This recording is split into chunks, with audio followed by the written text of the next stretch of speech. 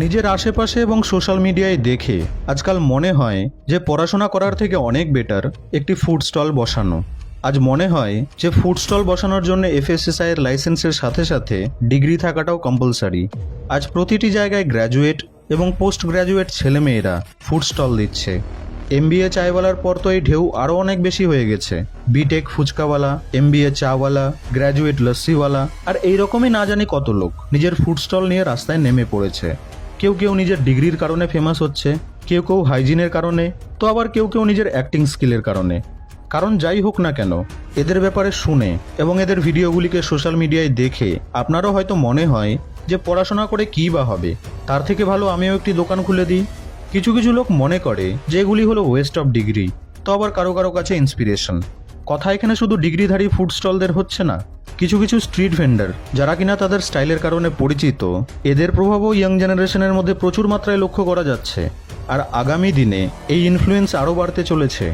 এই ধরনের ভিডিওগুলিকে দেখে আপনি হয়তো ইনফ্লুয়েন্স হচ্ছেন না, কারণ আপনি নিজের মস্তিষ্কের ব্যবহার করছেন, কিন্তু আনলিমিটেড ডেটা এবং প্রচুর পরিমাণে ফ্রি টাইম থাকার কারণে বহু ইয়াংস্টার্স এবং বহু স্টুডেন্টস এমনও রয়েছে যারা এগুলিকে দেখে ইন্সপায়ার হয়ে এই কাজকেই নিজের এম বানিয়ে নেওয়ার কথা ভাবছে।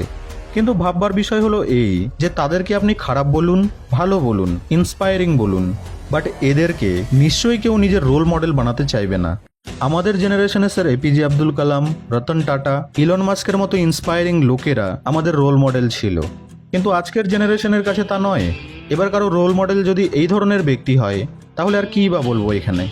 এই ধরনের অ্যাম্বিশন আজকের এই জেনারেশনের এবিলিটি এবং দক্ষতাকে ছোট বানিয়ে দিচ্ছে। দেখুন বন্ধু, ফুড স্টল দেওয়া খারাপ ব্যাপার নয়, একদমই খারাপ ব্যাপার নয়, কিন্তু যদি সবাই নিজের মাইন্ডসেটকে এই কাজেই লিমিটেড করে নেয়, তাহলে সোসাইটিতে বাকি রেপুটেটেড প্রফেশনগুলিকে কে করবে? যেমন civil services, doctor, lawyer, scientist, CA, pilot, teacher, এগুলি হওয়ার জন্য কে ইন্সপায়ার হবে? যদি একটি স্টল খুললেই এত টাকা ইনকাম করা যাবে, তো ইয়াং জেনারেশনের কাছে তো সেই টাকাই সব থেকে বড় মোটিভেশন হয়ে যাবে। তো এবার আপনিই বলুন যে কেন তারা নিজের টাইমকে ওয়েস্ট করার জন্যে স্কুল বা কলেজে যাবে, আর কেনই বা পড়াশোনা করবে? কিছুদিন আগে সোসাইটিতে একটি ট্রেন্ড চলছিল যে নিজের প্যাশনকে ফলো করো, কিন্তু আজকের অবস্থাকে দেখে মনে হচ্ছে যে ফুড স্টল দেওয়াটাই এখন নতুন ট্রেন্ড চলছে। কিন্তু একদিক থেকে দেখলে আজকের এই নতুন জেনারেশনের কাছে পুরনো জেনারেশনের তুলনায় অনেক বেশি রিসোর্সেস ও সুযোগ সুবিধে রয়েছে, বেশি অপরচুনিটিস, বেশি আইডিয়াস আছে, পোটেনশিয়ালের কোনো অভাব নেই। ব্যাস আজকের মানুষের মধ্যে থেকে অ্যাম্বিশনস শেষ হয়ে যাচ্ছে। তো যদি আপনি একজন স্টুডেন্ট হন, তো আপনার এই অ্যাম্বিশনবিহীন এবং লক্ষ্যবিহীন জীবন আপনার ভবিষ্যৎ জীবনকে 100% শিওর অন্ধকার বানিয়ে দেবে। আজকের এই সোসাইটিকে যদি আপনি একটি ক্লাসরুমের মতো ভাবেন, তো একটি ক্লাসে বিভিন্ন ধরনের স্টুডেন্ট থাকে। কেউ কেউ ভালো মার্কস পাওয়ার জন্য 8-8, 10-10 ঘন্টা পড়াশোনা করে, আর কেউ কেউ এক্সামের আগের দিন পড়াশোনা করে পাশ করলেই খুশি হয়ে যায়। দুজনেই নিজের জায়গায় একদম ঠিক আছে, যতক্ষণ না তারা এটা জানছে যে তাদের জীবনের লক্ষ্য কী। সব স্টুডেন্ট সব সাবজেক্টে ইন্টারেস্টেড হয় না, সব সাবজেক্টে ভালোও হতে পারে না। এর পেছনে যতটা দোষ স্টুডেন্টদের রয়েছে, ঠিক ততটাই দোষ রয়েছে সোসাইটিরও। অন্যান্য দেশে স্টুডেন্টদের কোর্স চুজ করার জন্যে প্রপার ক্যারিয়ার কাউন্সেলিং দেওয়া হয়, তাদের প্যাশনের হিসেবে নিজের কোর্সকে বাছতে দেওয়া হয়। যে ড্রয়িং করতে ভালোবাসে সে বিএফএ, যে নেচার পছন্দ করে সে বিএসসি ফরেস্ট্রি, যে হিউম্যান বিহেভিয়ারকে স্টাডি করতে ভালোবাসে তার জন্য সাইকোলজি। কিন্তু আমাদের সোসাইটিতে এই হাজার হাজার কোর্স এবং প্রফেশনকে ইগনোর করে সবাই ওই ডক্টর অথবা ইঞ্জিনিয়ার হতে চায়। যে কোর্স সবাই করছে সেই কোর্সে নিজের ছেলে মেয়েকেও ভর্তি করিয়ে দেয়।